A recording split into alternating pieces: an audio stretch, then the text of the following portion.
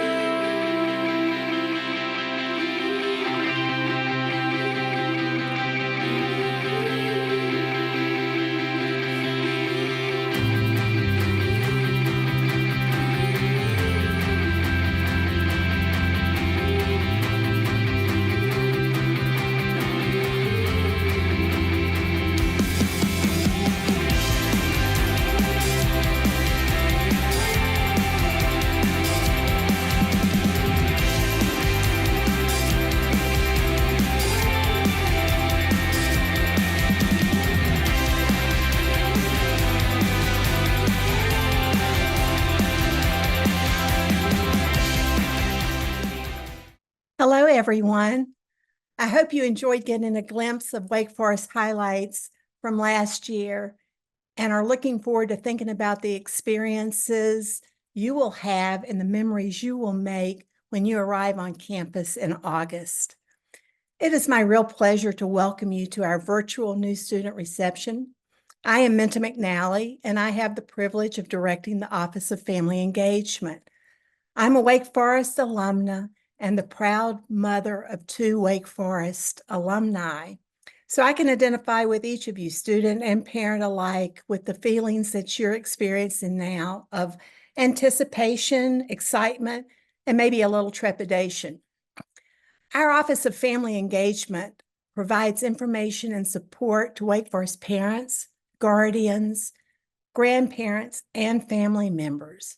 Our office also organizes the in-person new student receptions that are taking place around the country throughout the summer.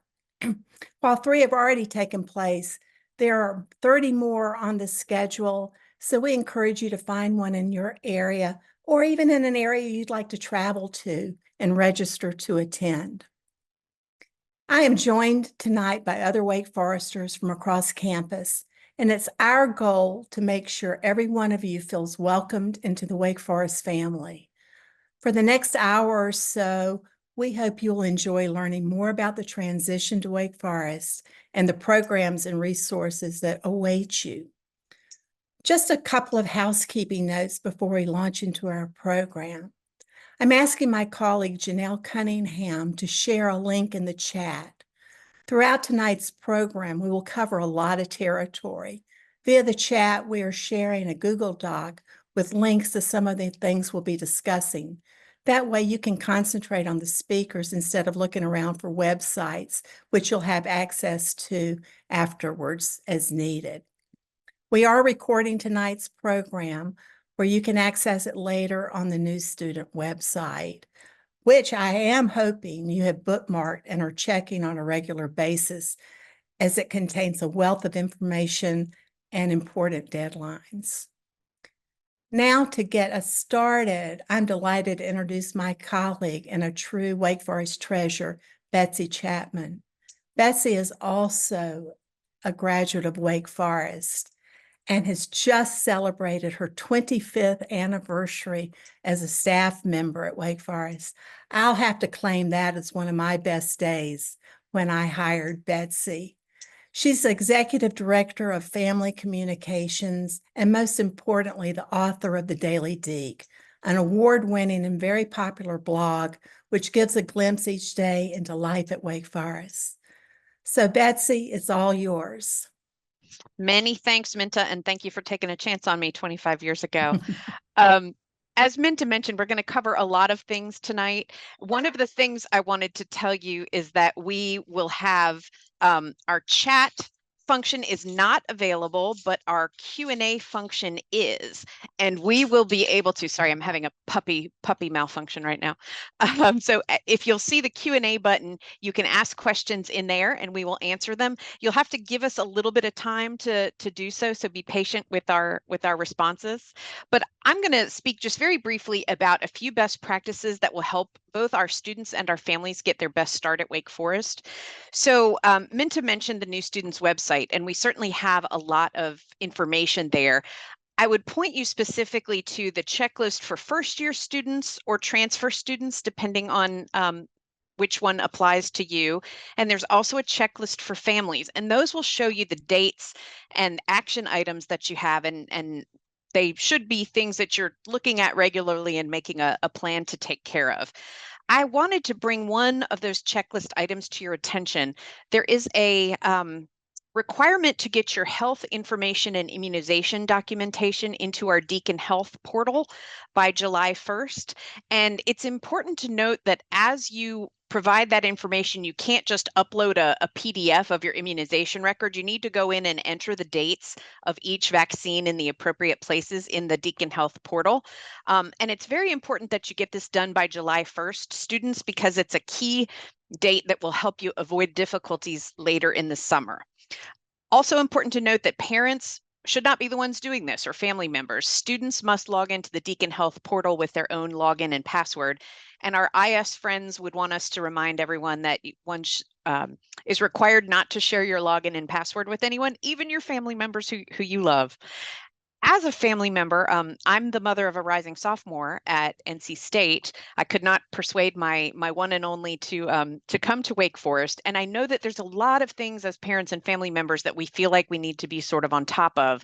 But you'll hear us talk both today and in all of the communications that we send out about how important it is to let your students take the lead and to be developing sort of independence as we embark upon this journey to adulthood. So students, one of the best pieces of advice I have for you, please check your Wake Forest email daily. Email is the way that your faculty members and administrators are going to be in touch with you. As much as you might wish that it would be chat or something else, email is really the way we will communicate. So make sure you're reading your Wake Forest email always. And as you do, read everything, even the fine print and the details, even when the message is long. We work really hard to try to get you just the information you need and not more.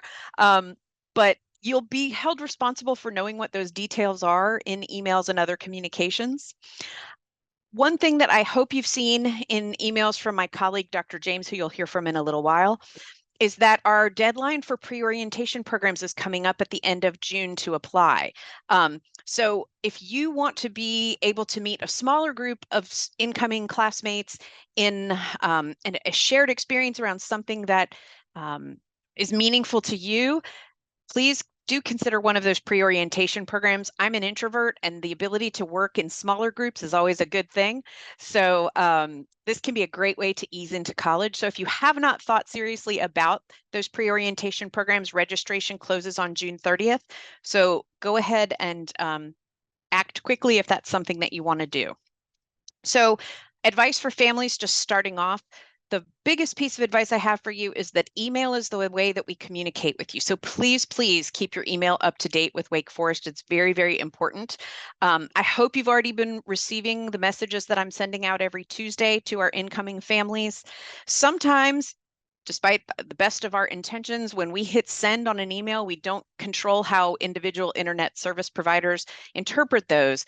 So check your spam, your junk, your quarantine folders regularly. You can search your inbox for wfu.edu addresses. It might also be helpful to add the following email addresses as contacts, and Janelle's going to put them in the chat: parents@wfu.edu, alumni@wfu.edu, and returns. That might make it a little easier to see those in your inbox if your internet service provider knows us to be a contact. We also want to stress that as you're trying to get information about your students' Wake Forest experience or how to get things done, the best source for information is official Wake Forest sources. So come to the new students website, reply to a daily Deac. Those come straight to my inbox so I can answer them. Ask an office. It's tempting, and I know this because I'm a college parent myself, it's tempting to try to go to a Facebook group or a chat or a parent of an older student that you might know, but processes and policies change from time to time, and sometimes even with the best of intentions, people might tell you how they knew it was done 2 years ago, but that could change. So in order to get give yourself the most accurate information, try always to come to us if you can. Meant to mention the Daily Deac, which in full disclosure, I do author, so I feel like I have to say that. You can opt into that if you choose. What we try to share in the Daily Deac is news, information, things about Wake Forest culture, campus, things that are happening, what are students talking about. We always have a little upfront section that tells you what that issue will cover. So if it works for you and you need that information, go ahead and read it. And if you don't have to, and you can certainly opt out anytime you need to. In terms of the final sort of biggest piece of advice in terms of for the families on the call is to do as much as you can to help your students have as much independence as they can from now until the time they start college. And that means letting your students take the lead on due dates and deadlines, handling routine tasks, calling to make doctor's or dentist appointments, and encouraging them to seek their own solutions to problems rather than us telling our children what it is to do. Summer is the best time to help your students get into this mode of self-management, because what you really want to do is be able to think by the time you drop them off, they're ready. They are able to handle everything that they need to once I leave. And the more they do for themselves and the less we do, that will make them better prepared to be here. So one of the biggest things that tends to be on students' minds at this time of year is, oh my gosh, I'm going to register for classes soon. What am I going to register for? I'm not sure what to do. And first of all, I want to tell you, please try not to worry about this process. Every single class you take is going to bear credit that helps move you towards your graduation requirements. So whatever you may take, things are going to work out for you. But sometimes to get you in the mindset of registration, it helps to sort of visually see what registration is all about in terms of requirements. So I'm going to ask Janelle to play this short video that might help explain some of that. This is a high-level overview of academics. Students need 120 hours to graduate, averaging 15 hours your fall and spring semester, and each semester after will get you 120 hours in 4 years. This does not mean you have to take 15 hours every semester. You might choose to take fewer hours at first as you adjust to college, or if you are bringing in AP or IB credits during a semester abroad, etc. Most classes are 3 hours. Math and science classes are 4, a 3-hour class and a 1-hour lab. There are also some 1- and 2-hour classes. Full-time status is 12 hours in a semester. Typically, students take between 12 to 16 hours each semester, which translates to 4 to 5 classes. There are many combinations of classes that add up to 12+ hours. Students can determine the number of classes and hours they want to take each semester, keeping in mind the 15 hours per semester average. Basic requirements are classes that every student must take. Students can choose among various topics for the first-year seminar and Writing 111, or Writing 109 and 110. Depending on a student's foreign language placement, they may need between 1 to 4 foreign language classes to fulfill their requirement. Divisionals allow students to choose courses within related academic departments. Some divisions require you to take more than one course within that division.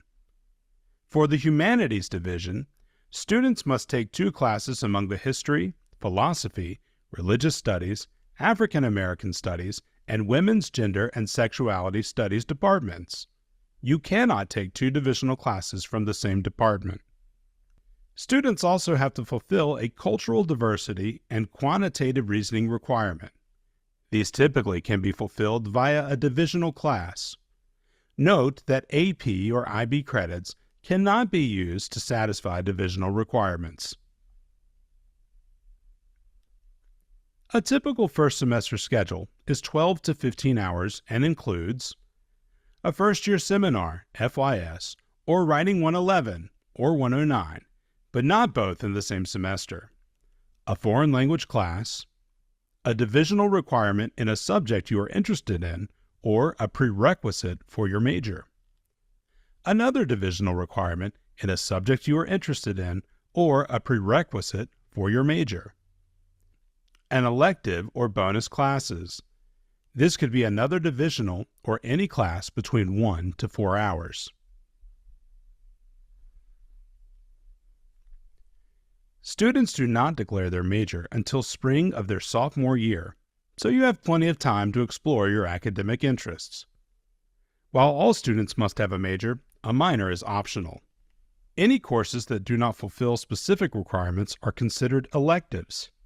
Those are courses you take just because you're interested and help you reach your 120-hour total.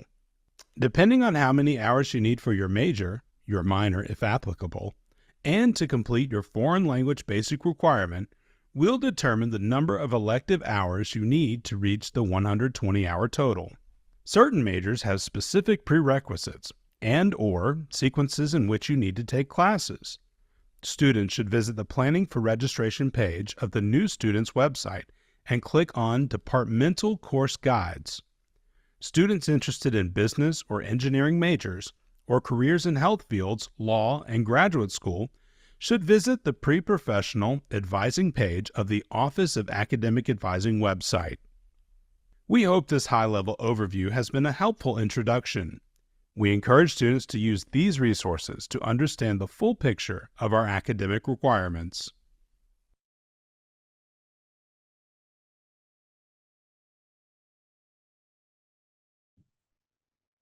Thank you, everybody. I'm going to go ahead and share my screen. If I can find my correct screen. Can somebody, Janelle, can you give me a heads up? Can you see this new student checklist? We can. Thank you, Betsy. Perfect. Thank you. Oh, and my dogs are being just the naughtiest. So I'm going to scoot into the other room. So one of the first things I wanted to show you about the New Students website as you think about registration is there are 2 or 3 things that are really important that you complete before you register. So the first thing would be you'll see at the top of this screen, at the top of the screen, this ALEX PPL math assessment and chem assessment. If you are considering taking Chemistry 111 or Math 111, we want you to go ahead and take this ALEX PPL test because what it will do is help you understand if you're ready to enroll straight away in these 2 classes or one of the 2 classes if that's the case. And then it may be that Math 111 isn't the best place for you to start. So you want to go ahead and take this assessment. We get this question all the time. If I'm not interested in chemistry or math, do I need to take it? No, you do not. The second piece is to think about the foreign language placement test. So if you have an AP or IB credit that's coming and you think you're likely to have gotten that, that placement, you may want to put that one off just a little bit and see what your AP scores or IB scores are. But if not, go ahead and take that foreign language placement test, even if you think you're going to take a different language because you want to have a placement for that. And similarly, the guided pre-registration survey, this is a wonderful way, along with the writing course decision tool, to help you think about how might I want to approach my my coursework. It'll just give you some tips about where to begin. So when we talk about advising and getting ready to register, so much of what you need is on this planning for registration site. So as you scroll down on this page, it's going to walk you through all of the details, all of the advising resources. I want to point a couple of them out that are particularly helpful.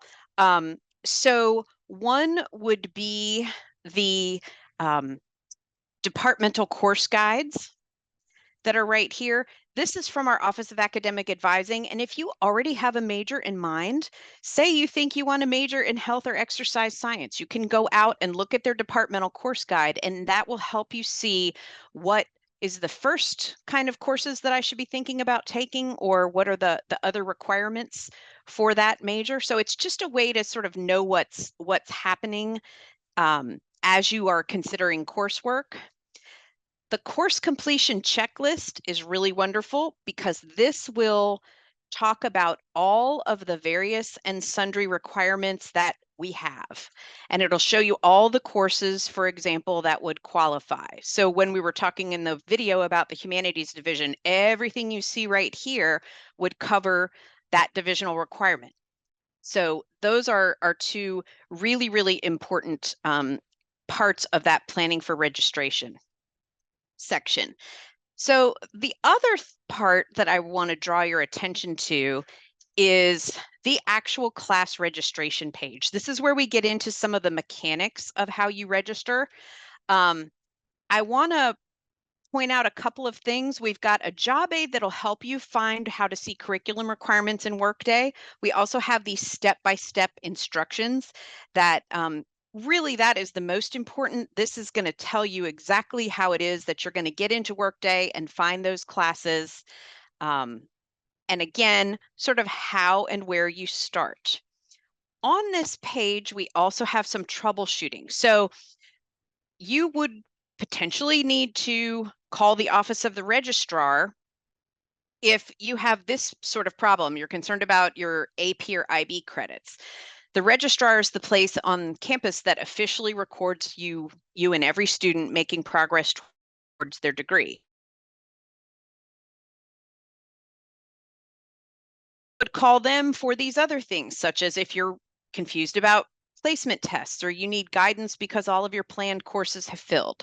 So those are all important things to know as well. So I want to go back to this planning and registration page for just a minute, because down at the bottom, we have some sort of step-by-steps. We've talked about what that typical schedule looks like. That was similar to what we just saw in the video. But we've got these steps to complete prior to registration. And again, it's really important that you take the time to go through the writing course decision tool. If you have AP or IB credits, make sure you've ordered them, or you hope to.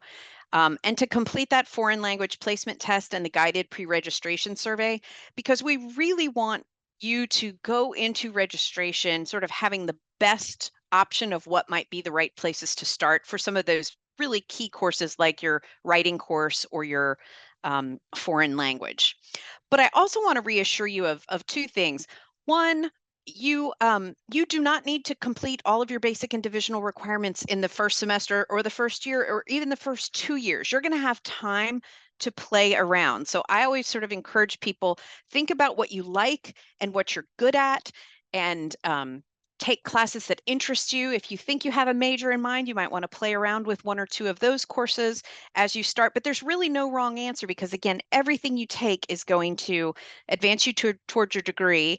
And also, there will be a period after the semester begins that's for drop add. So you could have an opportunity to make some changes if you've changed your mind about something or a different class comes open that you're excited about. But just go into the process open and curious. Don't worry about what time of day it is or other things like that. If you find a subject that you're interested in, go for it, and just embrace the knowledge of learning something new, and know that all the other students are in the same boat. Every new student starts out at the beginning, and so you'll have lots of opportunities to shine. I will say some people may have been trying to go in. I don't know if you can look at courses yet. A lot of times our first year seminars look like they're full right now. That is so our sophomores, juniors, and seniors don't try to grab those spaces, because they don't need those. Those will get opened up closer to your registration.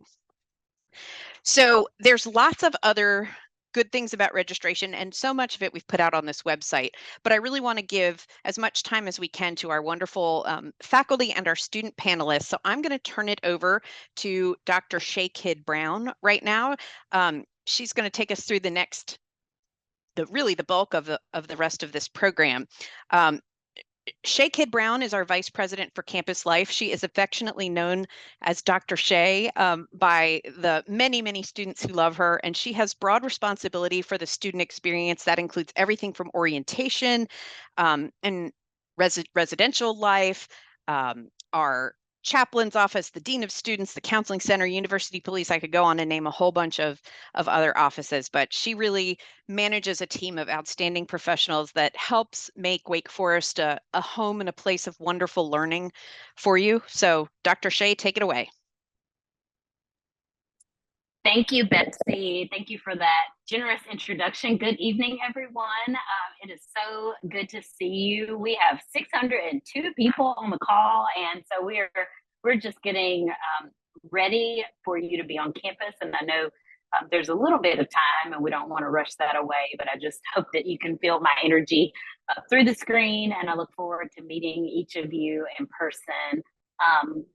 Appreciate all of the information to this point. I hope it's been helpful. I know that you have a lot of questions about advising about your classes. And so as you're frantically typing questions or talking to one another, as you're gathered around your computers, I just encourage you to just slow your brain down. It's going to all be okay.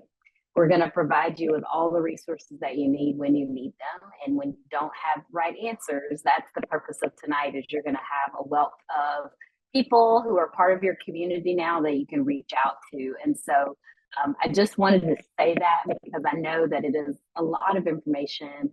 And I remember when I started my position 2.5 years ago, I felt often like I was drinking from a fire hose. And so that's hard to do if you tried to do that. So just slow down. Hopefully you feel my calming vibes through the screen.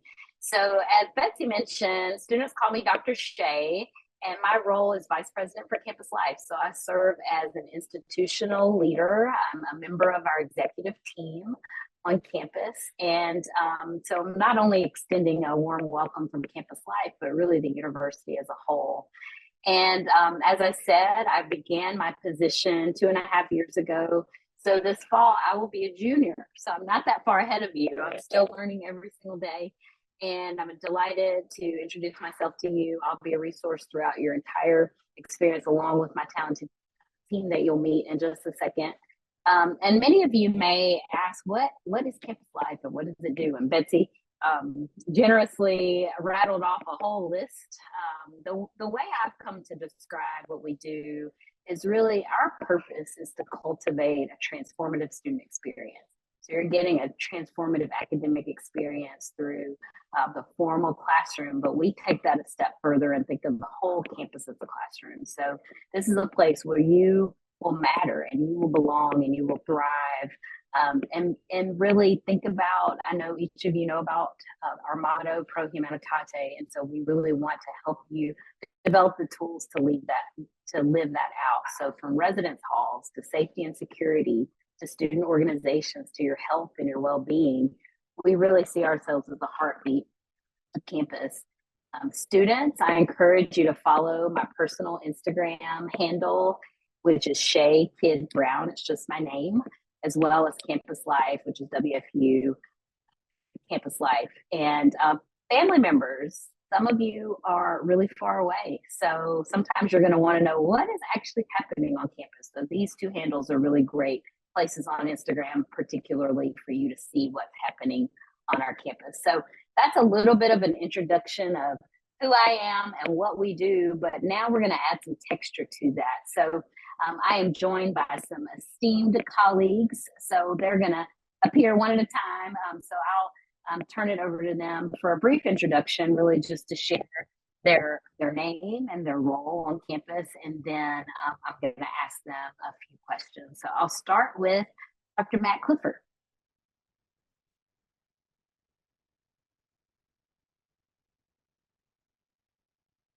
Good evening, everybody. I'm not sure if my camera is working or not, but my name is Matt Clifford, and I am Associate Vice President of Campus Life, and I serve as your Dean of Students.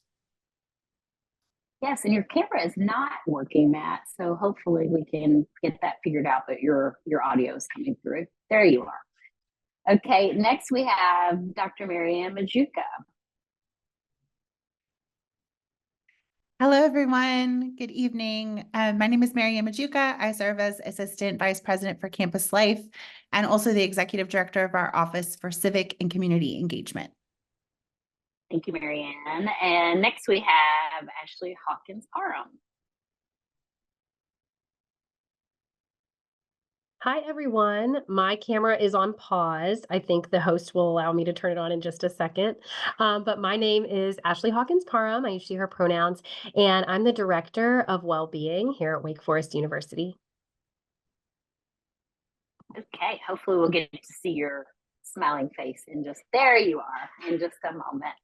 And our last colleague is going to share some information about our orientation and student transition programs after we finish the panel, but I wanted to go ahead and allow her to introduce herself. So Dr. Sharice James. Hi, everyone. My name is Dr. Sharice James, and I oversee the orientation program, specifically Director of Orientation for New Students in Transition program. I look forward to sharing more with you and look forward to seeing you in August. Thank you, Sharice. So Matt, we're going to start with you. And we have curated a list of questions. We know that you have a lot of questions. And as I said, please remember our names, write them down, take them into your phone, take a screenshot, whatever is the easiest way, because I guarantee you're going to say, I thought I had a good memory, but they introduced me to a bunch of people. So go ahead and do that. So the foundation of our student experience that I talked about a little while ago is that we're a residential campus, and that's really special at Wake Forest. And so for Dean Clifford, if you'll talk about, the importance of that, one of our most important initiatives that students you'll get to see is what we call the forest. And, sometimes because you're part of something, you don't know that it's special. And so I wonder if you can share what we mean when we say the forest with a capital T. And can you maybe give a preview of what that means will look like for our students? Absolutely. I'm really excited to talk about the forest. And as Shay said, as a residential campus, we want you to call this place your home. And when I think about home, I often think about a quote or a brief quote from our beloved Dr. Maya Angelou, who said, "The ache for home lives in all of us, the safe place where we can go as we are and not be questioned." And I hope that is this place that you will find at Wake Forest. And so when we talk about the forest, that's really how we describe the sense of place and community behind our residential experience. Here you'll have the room to grow, you'll have the room to explore, but you also won't be too far from support and from a guiding hand. So the South Forest is where you will live and where we hope you'll build up those strong roots to sustain yourself throughout your Wake Forest experience, and really find that it is that safe place where you can go and as you are and not be questioned. So some things that you'll notice about how we help you find a home in the forest. First, you'll live in the same building as other students in your academic advising group. So you'll become acquainted with them really quickly and enhance the sense of belonging with those students. Each residence hall also has 4 faculty members. These are our faculty fellows. So we have 28 total faculty fellows who've said, you know what, we love teaching, but we also love getting to know students outside the classroom. They just want to get to know you. They are more than just experts in their field. They are really great people. So engaging with the faculty fellows is an important part of the forest. And then also additional other exciting events, intramural challenges, building traditions, shared meals will all help you love where you live. So that's how I like to talk about the forest. I love that. And Dean Clifford probably knows this, but I have that quotation in my home.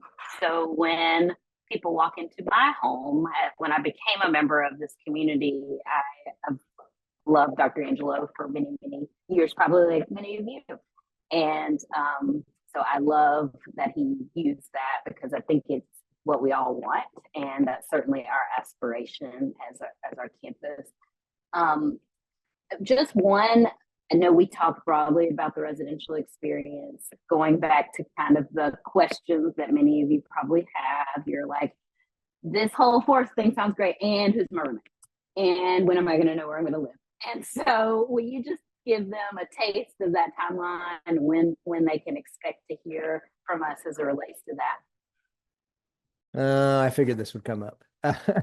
Yeah, I know exactly all the great things about the forest and where's my key to the forest, Dean Clifford. So we roommate assignments, when we're thinking about roommate assignments, we're really thinking about how compatible living, and we are again looking at building those layers in your residence hall with academic advising groups and things of that nature.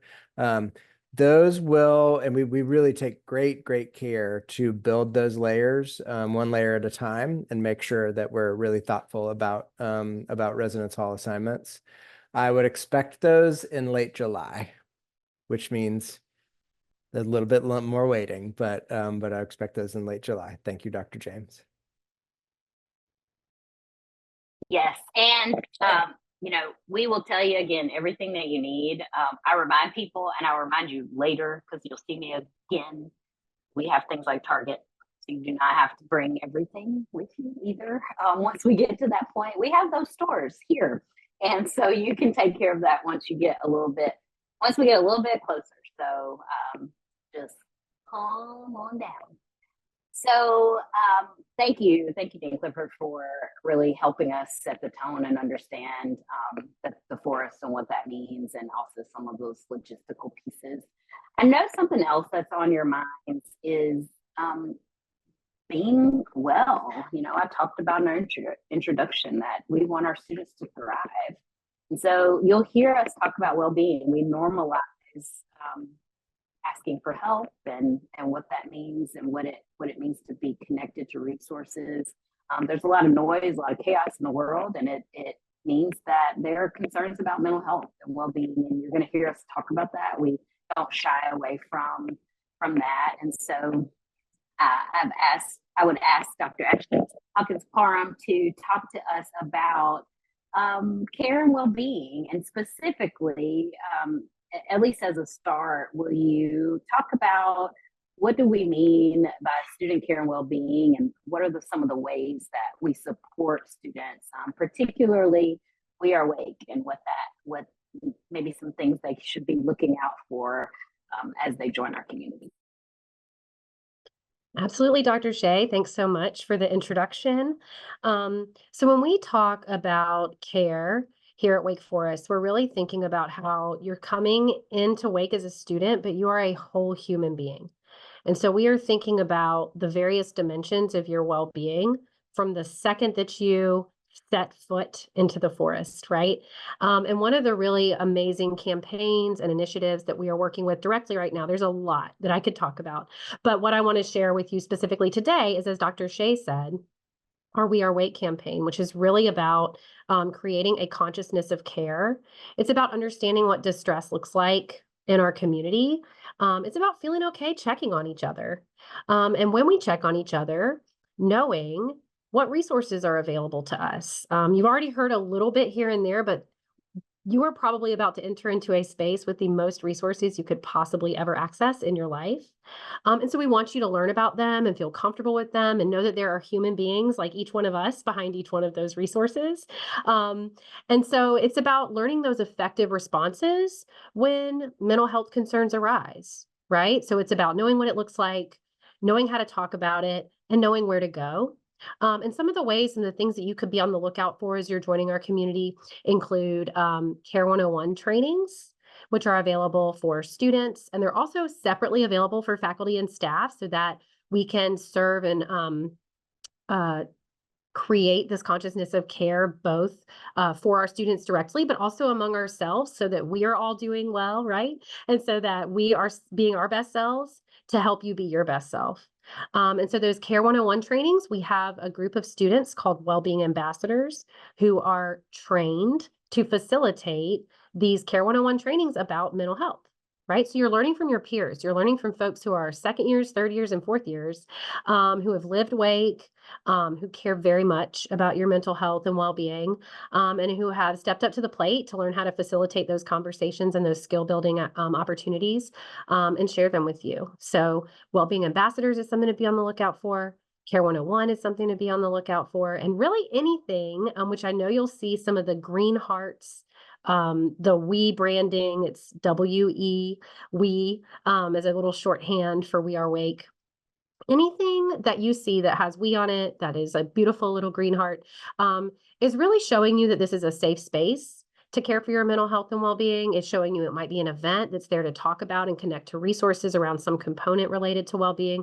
And we really want to emphasize that this is not just about noticing when something's wrong, but it's about building up our toolkits to take really good care of our mental health, and care for one another, right? So it's also about positive mental health practices, and helping empower each other to care for our mental health and know how to support each other in our mental health journeys. So just like physical health, it ebbs and flows, right? Our mental health ebbs and flows. And so we're here to help you navigate some of those ebbs and flows.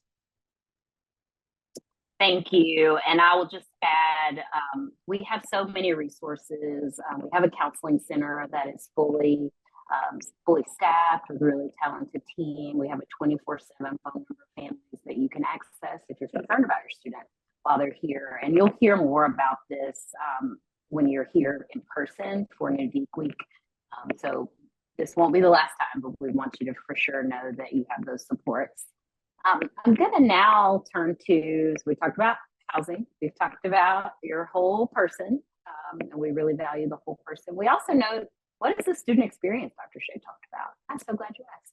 So we're going to turn it over to Dr. Mary Majuka, who's going to share some opportunities as it relates to engagement. So I know that some of you have questions about how am I going to connect? How will I find my people? So can you share some of the ways, and I know our students will as well, that students can get involved at Wake Forest? Absolutely. There are so many ways to engage at Wake Forest. One thing that has already been mentioned tonight that I would underscore is pre-orientation. So if you are interested in coming to campus a bit early, connecting with a smaller group of students, there are so many different opportunities, and those are available on the website. But Deacon Camp, Spark, Summit, Wake Wild, Wilderness to Wake, these are all opportunities to get to know students who have a shared interest in a smaller setting. And so that is something I would definitely underscore. We have more than 200 student organizations at Wake Forest. And so there really is an opportunity to engage all different types of interests. And if there is something that you are interested in that you do not see reflected on our campus, please come and talk to someone in student engagement. We would love to support you with that. So you can look on the link, which is a software platform that is available for students to kind of search and see what kinds of events are available on campus. And so that is a really good way to get a preview of the different organizations that are available.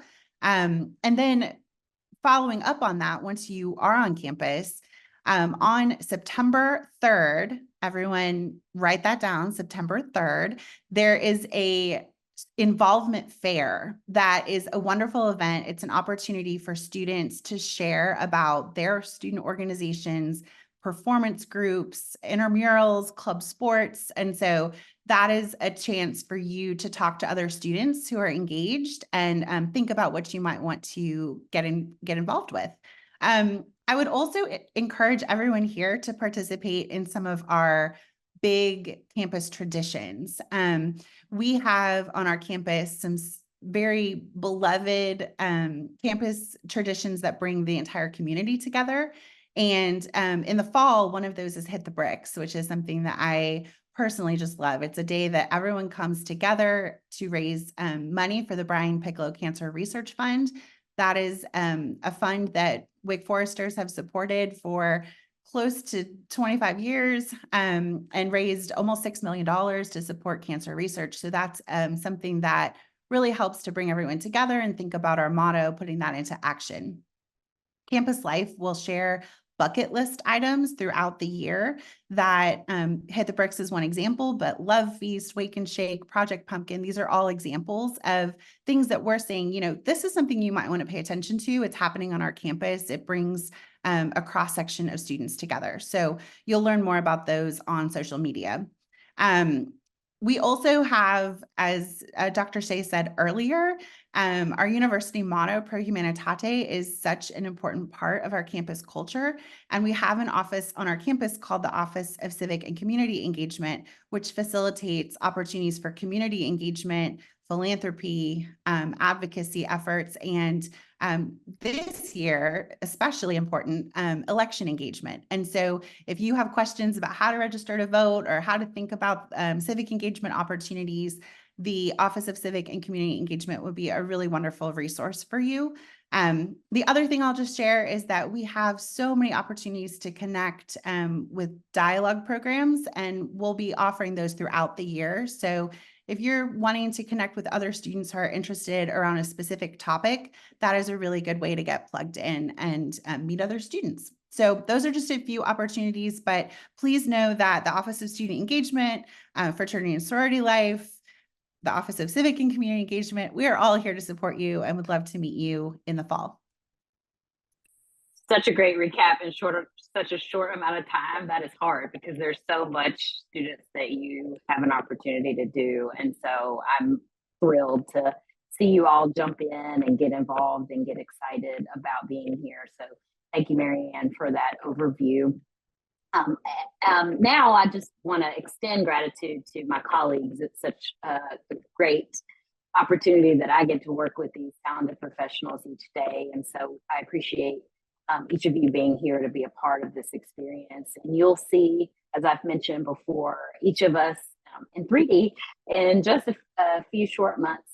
So I'm going to now turn it over to my colleague, Dr. Sharice James, who you've already begun hearing from, but she will share with you some thoughts about just what you can expect as it relates to orientation transition programs. Thanks, Dr. Shea. Really appreciate it. As many of you know, you've been receiving emails from me, likely from sometime in March or April, and we've been doing our best to give you all of the information so that you feel comfortable and secure in your transition. So I want to reiterate a few reminders and being sure to check the new student website. That is the hub of the information. Oftentimes, 9 times out of 10, you'll be able to find the information there. And certainly you'll be able to find a lot of our information through the weekly emails my office sends out on Mondays. So students, we want to encourage you to continue to check your emails on a daily basis, but certainly at least by the end of day on Monday, so you can be up to date on checklists, due dates, all of those things. We have a lot of questions about pre-orientation programs. I'm excited to share that we have almost half the class has registered for a pre-orientation program. Please know that these are optional, but we certainly encourage them. We also recognize that quite a few of our programs are full. And part of that reason is to keep those experiences small and intimate. This is also why we opened those registration opportunities in May 1st. And so we have wait lists for some programs, but we will not, if it hits capacity, we will not extend that wait list capacity. So I just wanted to share that because I saw that question come up on one of the chats. We want to let you know that during the orientation experience, part of that will be for you to engage and to opt into experiences that you want to learn more about it.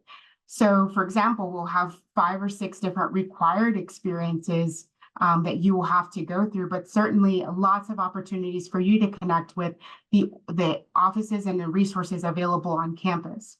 So I want to back up and share a few important dates. I know that you know this already because you've been checking your email.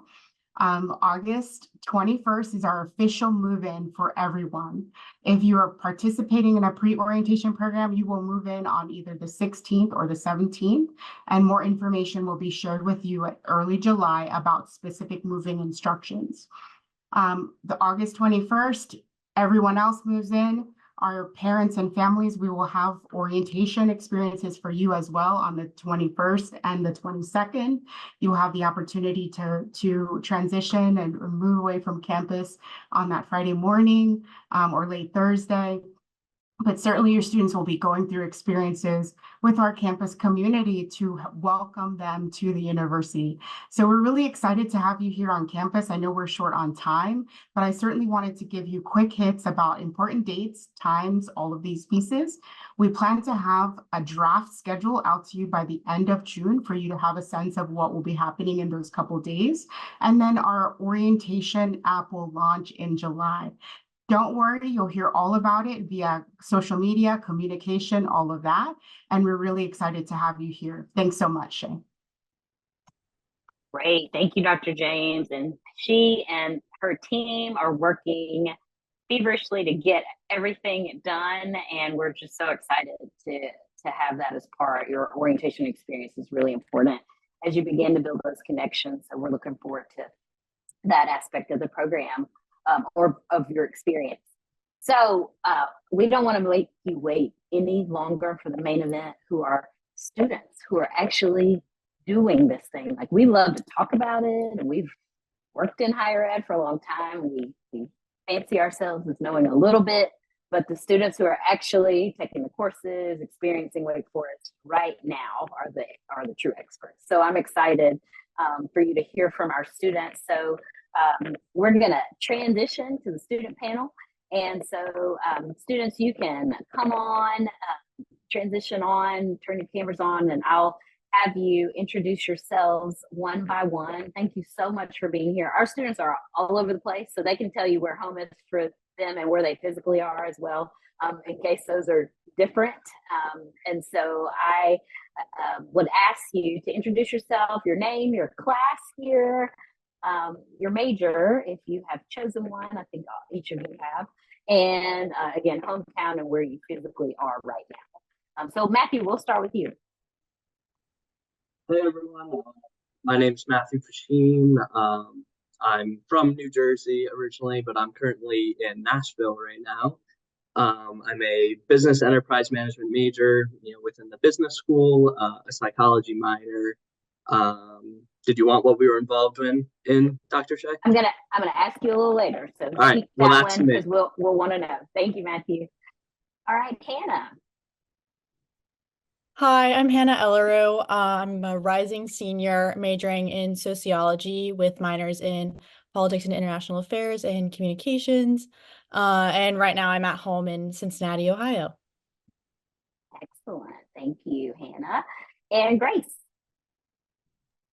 I'm Grace Cochin. I'm a rising junior. I am majoring in communications and psychology.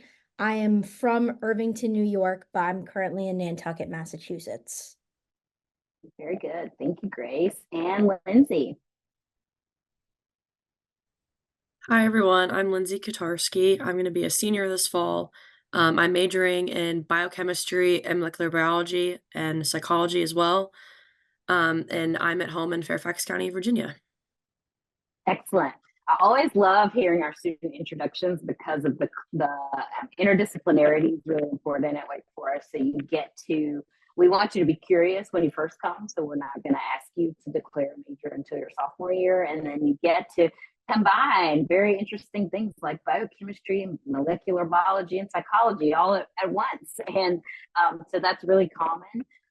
So I always love that. So students, as you're coming in, listen to those upperclassmen majors, because things that you don't even know you could pair together, you get to do at Wake Forest. So, so I think the first thing I would ask is, there's a lot of questions. Y'all can see the chats and the questions that are coming in. So what advice do you have for new students as they get their best start at Wake? I'll ask that again because I fumbled that one a little bit. What advice do you have for new students to get their best start at Wake Forest? And whoever wants to jump in, who wants to start?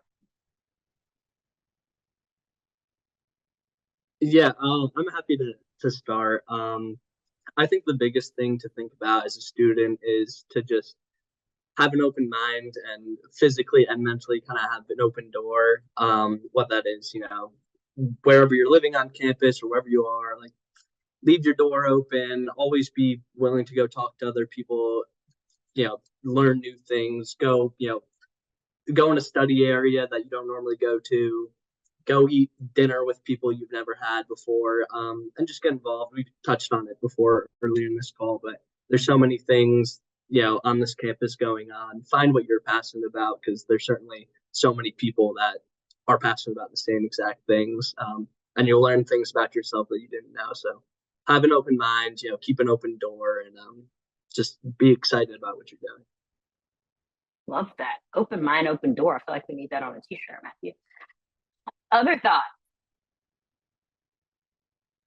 I would say with that, don't be afraid to put yourself out there. You can gain so much by taking risks or doing things that feel scary, whether that's going to a club that maybe you're a little interested in, but not really sure if you'll like it, or going up to someone that is in your class and you want to study with them, or you have a question. I've made many friendships that way. So just not being afraid to put yourself out there has been something that I know a lot of Wake students have really benefited from. Great advice. Grace or Lindsay, did you have anything to add? I was just going to say that something that I feel like is really important to remember during the transition to college is that everyone's in the same boat and everyone is feeling the same way, whether they're admitting it or not. So just kind of knowing that, and if you kind of sense that, someone else might be too nervous to reach out to like grab dinner or lunch, be the person to do that, because you never know, like that person could end up to be your best friend. So you never know. True. I'm so glad you said that, because everybody in their brain is like, I'm the only one who's feeling this way. Yet everybody is feeling that way. And Lindsay. These are just two like more basic things that I wish like someone had told me. The first one, which sounds simple, but you'd be surprised, is go to class. Especially that first semester, your freshman year. There's a lot going on and it's easy to get overwhelmed, but if you're going to focus on like one thing in your schedule, is just making sure you go to class, and then having time for yourself. Like those are the two big things. And the other thing is that I would highly recommend is every class you're in, try to get one person's contact information. Because class is going to be that place where like you're guaranteed to meet people. And if you're used to high school classes where, you've been with the same people for often like 12 years, it's easy to kind of take for granted that everyone in your classes, but having that one person's contact information will make things feel a lot less daunting when that first exam is coming up. So Yes, thank you for reminding us. Class important, and making connections in class.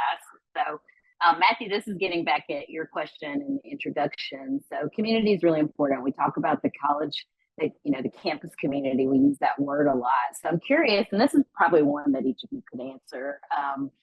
How have you found community? Some of you touched on ways to get connected through your classes, but would be really curious your thoughts on what that felt like as a first year and how you found community.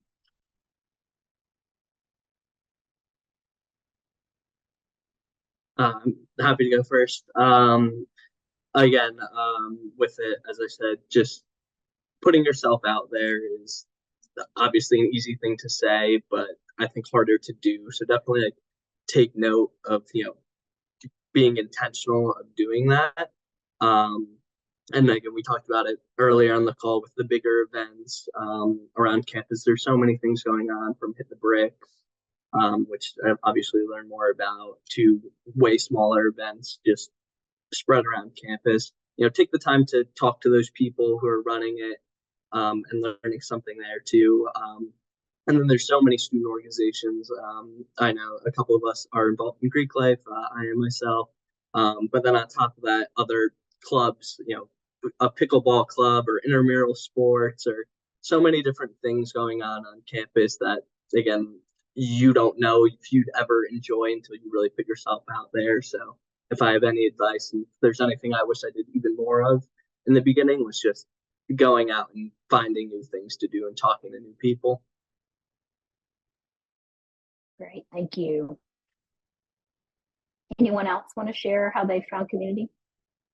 For me, during my first year, I think a way that I was able to find community was through going to club meetings, getting involved with some student organizations, And I found it really helpful to kind of meet some older students who had a little bit more experience, and could kind of help like guide me through like my first year in college.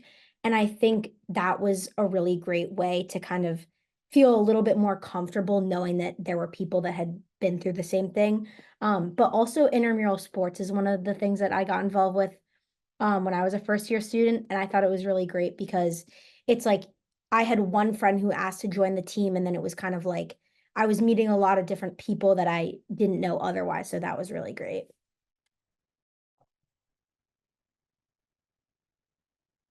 Any other thoughts? I will say that I see Grace, and she travels in packs with people she met her first year. So I think it is residence halls is not a place where y'all mention, but that's kind of your built-in community, just the people around you. And so knowing they were starting when I was starting, so seeing them now still together and different things that they're involved in, but also connected. And I hear they're even studying abroad at the same time in the spring. So there's just there's a lot you just don't realize all around you. And I didn't want to cut off if there was anything else you wanted to add. Okay. So some of you have alluded to this, but we learn a lot by what didn't go wrong in our lives. So I'm curious, what do you wish you had known that and maybe that would have helped you to do things a little bit differently. So maybe we can start with Hannah for this one.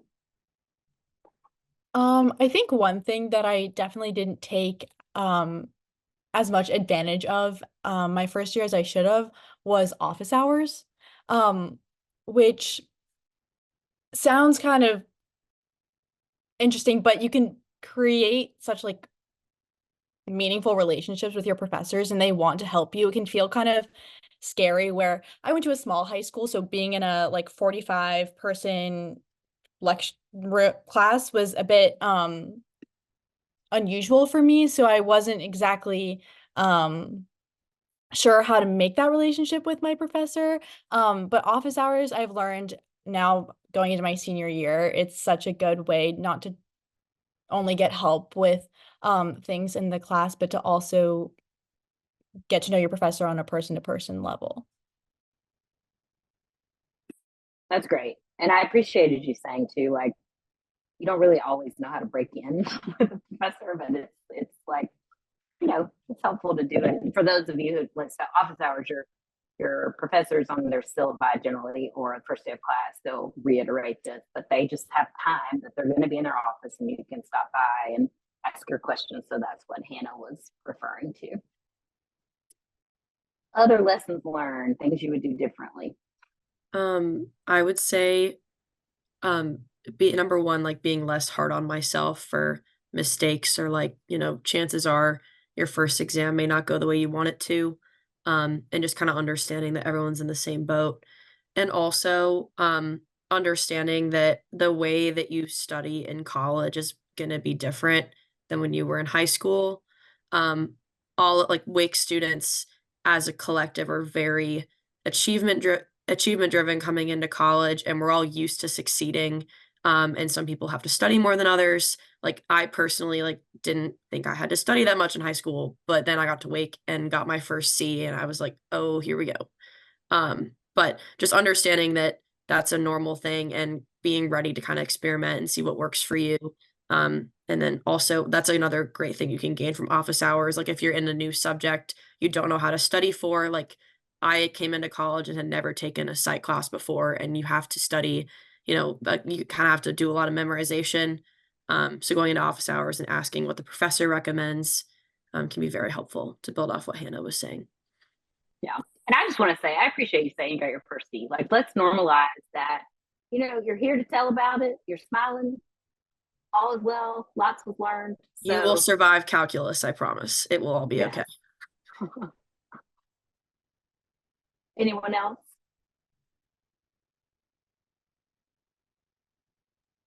I just throw one more thing on there, and I think Grace honestly alluded to it before about getting in touch with upperclassmen or faculty. again, that all of us here are great resources. If you want to email us or ask questions now, and your faculty as well, not just for in the classroom. We have so many amazing faculty and professors that have done so many cool things, but also want to hear what you're interested in and how they can help you get where you want to be. That's definitely something I should have taken more advantage of, earlier in my college career, because there's so many things, so many doors that can be open, and that even your professors don't even know about until you really, talk to them and bring it up to them. Same thing with upperclassmen. So definitely don't be afraid to reach out. We've all been freshmen at some point, so don't be afraid of that. And we're at the point where I'd love nothing more to help someone out coming through, because when I'm gone from Wake Forest, I want to say that I at least made it better for someone else. So definitely always reach out to people above you, because everyone at Wake Forest shares that sentiment. Yeah, and I'm so glad you said that, Matthew, because it's one thing for Grace to say, reach out to upperclassmen, and then for you all to avail yourself, because hindsight's 2020. So to be able to share those experiences, and you'll find there's so much generosity in the Wake Forest community that we all want to help each other, and that goes for our students, our faculty, and our staff. And I also just want to say that each of you talked about faculty and that important element. And I would say, students, if you have older siblings who perhaps went to, large comprehensive research institutions, you may not even have always had a tenured faculty member in your classes. And at Wake, it's very different in that you're going, like, we have a teacher scholar model. So our faculty are in the classes embedded, doing research with undergraduate students, just really unique, studying abroad, really unique opportunities to connect. And you'll see not only, roles like mine who are having lunch and coffee with students, but I always look across and see students doing the same thing with professors. So I look forward to seeing you all develop those relationships with your faculty and really benefiting from that. To close us out, I would say time goes by really fast, so I can't believe we're almost out of time. But many of us have mentioned Pro Humanitate throughout the course of the programming tonight. And so I would love for each of you, just in a lightning round way, just tell us how you have seen Pro Humanitate lived out, or just what Pro Humanitate means to you. It doesn't have to be, a boxed answer, but would love to just hear your reflections on what that means to you, given the time that you've been at Wake Forest. To me, Pro Humanitate just kind of means always being supportive of every single person around, whether you know them or not. But I think as we've kind of talked about in this call, the two main events that take place on campus every year, Hit the Bricks and Wake and Shake, just seeing that many people in one place at the same time is really special, and it shows how much people at Wake Forest care to like give back to the community, and then just to be there for each other. And I think those are really special moments, but I also think that just in general, I think that's what people automatically go to when they think of Pro Humanitate, but it's really just in everyday life. I think when you see people around that and just saying like, hi, how's your day? I think that's something that is kind of overlooked in how that can really make a difference, but it really does. And that's something that's been one of my favorite parts of my Wake Forest experience, just being able to do that. Thank you, Grace.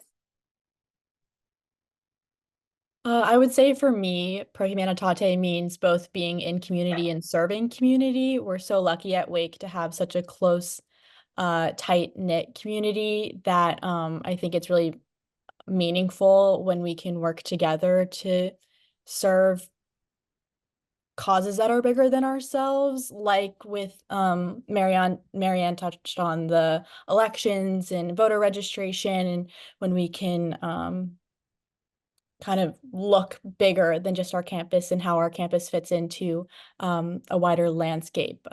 It's really meaningful and impactful to our daily lives. And I will also say that Hannah has not shared, because that's the Wake Forest way, her very important position on campus. So Hannah is your student body president. So that's a person that's also listening to the voice of students and elevating those concerns. And so that's part of Pro Humanitate as well, is not starting with, hey, I'm Hannah and I'm your student body president, but just listening and offering ideas. But I want to make sure folks connect with you on that as well. What about you, Matthew? So Pro Humanitate for me is just really this place being home. Whether Wake Forest is your first choice or it was a last minute decision, you can find home here. This has been like the most enjoyable experience, obviously, in my life. And it's easy to say it being college, but I've met so many great people in such a great serving community, as others have mentioned, where I've been able to accomplish so many things in a short amount of time that I truly believe had an impact on others, and others have had an impact on me. So just I'm very thankful for that, and to be in a community like that, just always looking to better each other and better ourselves is something to be really thankful for and really excited for your next 4 years. Excellent. And Lindsay, why don't you close this out? So for me, in my Wake experience, Pro Humanitate has meant caring for students as whole people, not just their grades. My Wake Forest experience has been extremely well-rounded, and there's so many resources and events, like even just having, sporting events to look forward to and different events on the quad that student government throws. Has just kind of encourages you to remember that there's more to life than just studying. And the faculty will treat you this way. Your admin will. One experience that I like to tell incoming freshmen about is my Chem 111 professor, and that class is notoriously pretty hard. You take it freshman fall. And he knew that we were all he knew it was hard. He knew his exams were hard. And there were about 60 of us in the class. And he extended emails to us each weekend, inviting us to go for a walk on Ronaldo Trail, just to talk to him about anything but chemistry. And I got to go on one of those walks, and it was so rewarding. And I was so stressed out my freshman year and getting to talk to this professor who I barely knew, just about other parts of my life, and him showing how much he cared about me outside of the classroom was just outstanding. And to this day, I still talk to him. He's using a Fulbright scholarship to teach in Africa right now, but he's still reaching out to us. So at Wake, you will be treated as the full, deserving, wonderful person that you are, not just as your grades. Such a great way to close out. And each of you have so many amazing contributions. And as we think about how we define Pro Humanitate, the beauty of a motto like ours for humanity is that it's broad enough that you can see yourself in it and define it for yourself, but it's specific enough where we all kind of know what it means. And so I think about it as for humanity internally, how I'm growing and developing as a person, but also for humanity, how I extend and care for my fellow person. So thank you all for sharing your amazing experiences. You are why I wake up in the morning every day to really think about the student experience. And so I'm really grateful that, in your busy summer, that you're taking out time to be with our newest Wake Foresters, and wish you well this summer as you take a little pause, in some cases maybe not pausing, and that you will be back here in the fall. I am sharing, as I wrap up my section, I had mentioned my Instagram handle and also Campus Life, and I already see lots of requests, so I'm going to go in and approve those as soon as we're done. But looking forward to remaining connected, and I hope that this was really helpful to you to see the multifaceted student experience that you will get to have. You don't have to do it all at once. That was maybe some advice that wasn't given, but that I will give. You don't have to do it all at once, but it's all here for you when you're ready for it. And so we look forward, all of us, to connecting with you. And so with that, I'm going to turn it back back over to Betsy and Minta, who will close out the program. Again, students, thank you for being here. Thank you to Shay and our students and to my colleagues. Those are just wonderful bits of advice to help our newest families and their students sort of get in the right headspace and get excited about the wonderful adventure that's about to unfold. Before concluding our program, I want to just share a couple of closing thoughts. We try very hard to stay in close touch with parents and families during your time here. We want you to have your own sort of virtual lane to campus, if you will. And we want you to feel like you know what's going on. So we hope you'll sign up for the Daily Deac. We also want you to feel free to get in touch with us. So Janelle is going to share our contact page in the chat in just a minute so that parents and families, if you need to know how to get in touch with any of us, you certainly can. We hope to see you at our new student receptions if there's one in person, but certainly at move-in, whether that's going to be at pre-orientation move-in or regular orientation move-in.